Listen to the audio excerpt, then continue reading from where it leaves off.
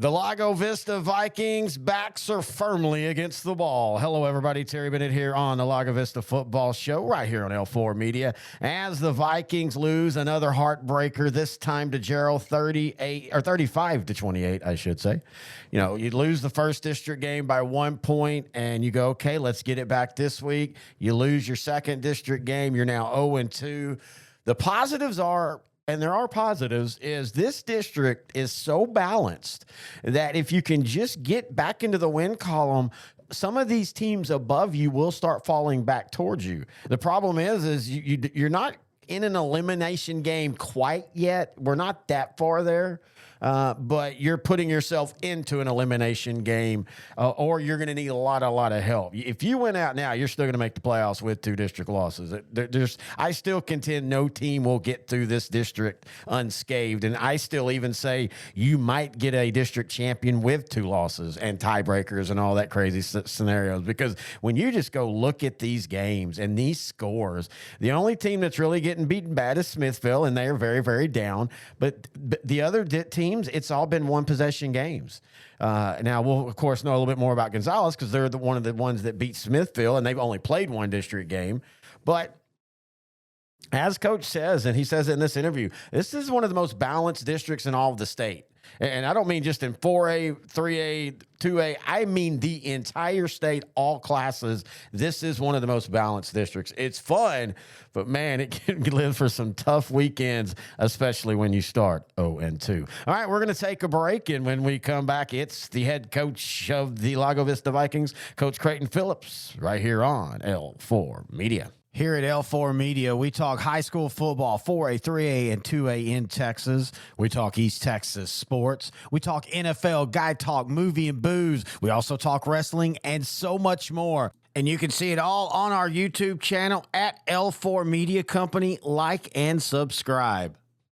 Terry Bennett back here on the Lago Vista Football Show, now joined by the head coach of the Vikings, Coach Creighton Phillips. And, Coach, I feel like this is a broken record, but, man, a tough loss last week, but y'all played pretty well. Right. I told the kids after the game I was just brokenhearted for them because they did what was asked of them. They played their butt off. They went through the grind that they had to and didn't come up with the win. You know, it was a great effort on both sides of the ball.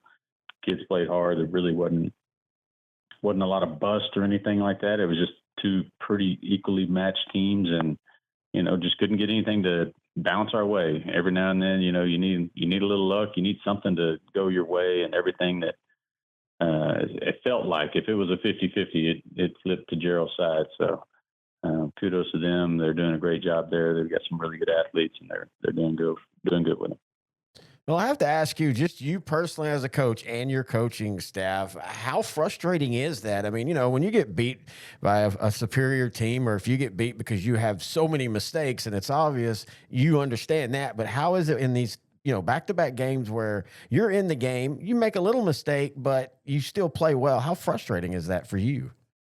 It's very, and losing this week made it more frustrating about the loss the week before. Yeah. You know, we really felt like the Salado game was something that absolutely should not have been a loss. You know, no knock on them, but we had 7 turnovers in that game, right? You can definitely point your finger at what happened here, and that's frustrating because a lot of that is preventable. Not all of it. I mean, it's football, but, you know, that's preventable stuff. We really should have executed and finished and won that ball game.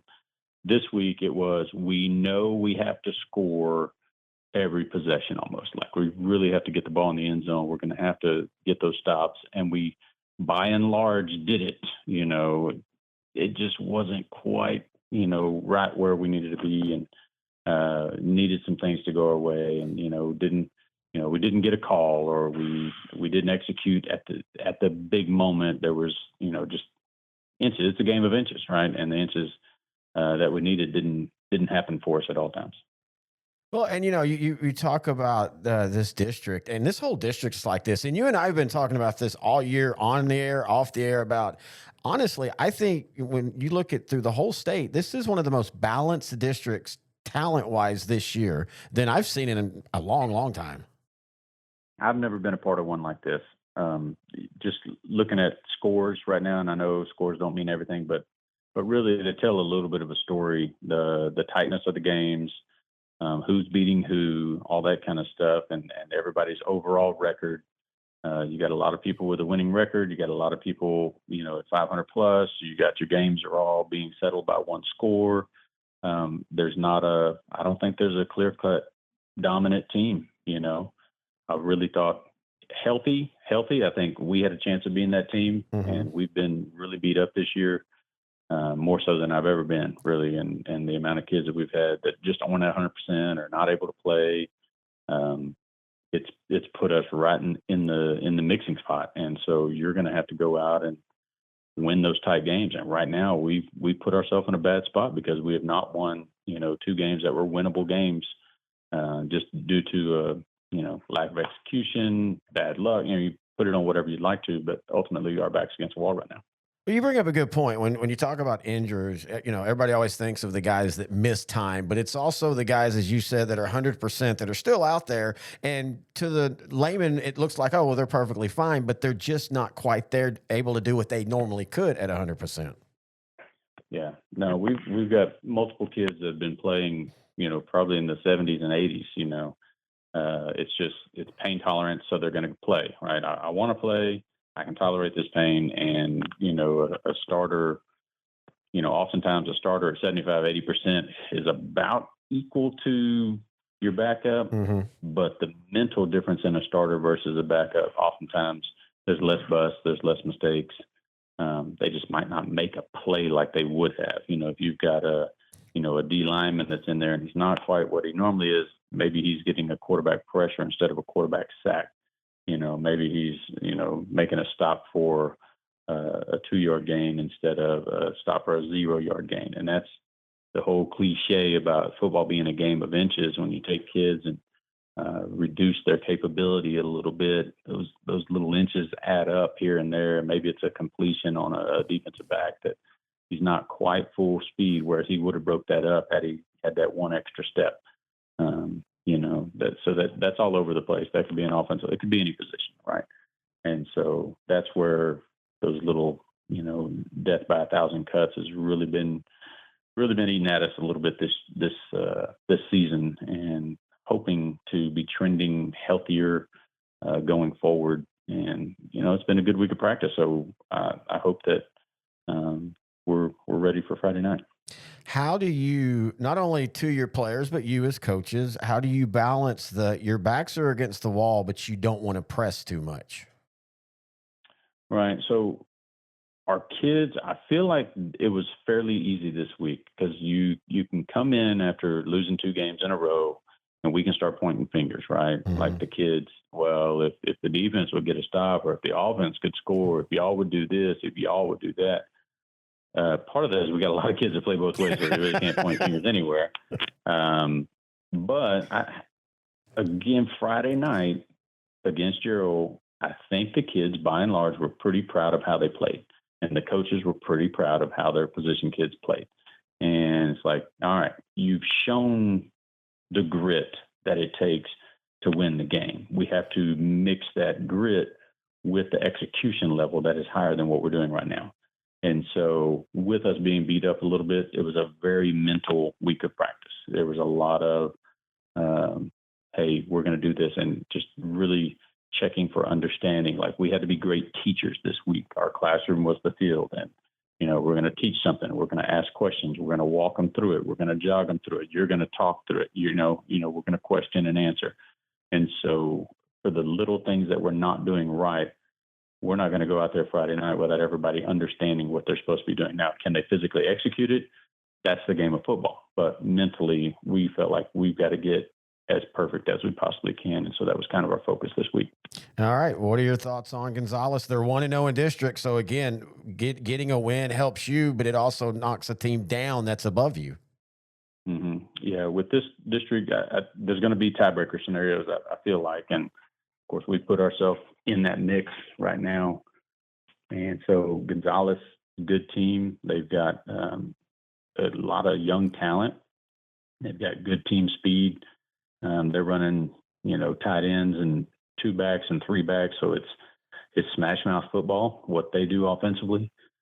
It's not it's not the pullers and the misdirection and stuff as much like Gerald, but it's the same like physical requirement to get in there and get stops.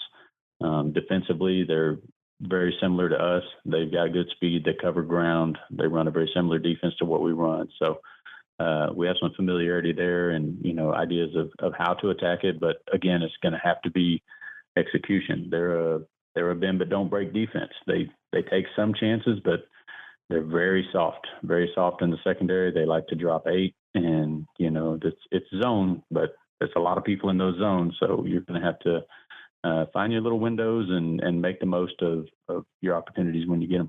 Here at L4 Media, we talk high school football, 4A, 3A, and 2A in Texas. We talk East Texas sports. We talk NFL, guy talk, movie and booze. We also talk wrestling and so much more. And you can see it all on our YouTube channel at L4 Media Company. Like and subscribe. As always, I want to thank head coach Creighton Phillips for joining us here on the Lago Vista Football Show. If you have any questions, thoughts, or comments for him, for us, our show that we do sideline to sideline, class 4 each and every week, just email them to me, Terry@S2Sport.com. I have a couple that I've gotten, and I wanted to let those people know, Tim and Joanne. I think the other one was Joanne or Joan. If you're listening, I apologize if I messed up your name. I don't have the emails pulled up. I'm going to ask them during the bye week because they're more those questions will just fit for that week or the week before the bye week because we don't really do a bye week show. But if I get enough emails like those that are just kind of general questions, I might do just a simple coaches, Q&A with Coach Phillips on the bye week. But hey, got to worry about this week right now. Go to Gonzales, play on some grass. That's right. They still have grass. One of the few stadiums. I don't even know of any other 4A stadium Division II that is natural grass. There's probably some out there, but none that I can think of. And that's going to be unique. And Gonzales, as he said, they're not a slot T football team. They're just a power set. They're gonna do more traps and counters inside the tackles instead of the big long pulls and the big long traps where you're trying to set the edge and cut the edge. And so this is going to be another, it's going to be another 35-30, 28-27, 42-38 type of game, I think. And that's not because I think Lago Vista's defense is bad. It's, again, because this offense, this district and these offenses in these districts are all just so on the same level. All right. Well, let's hope we meet back next week with better news and 1 and 2 in district. Until then, this has been the Lago Vista Football Show.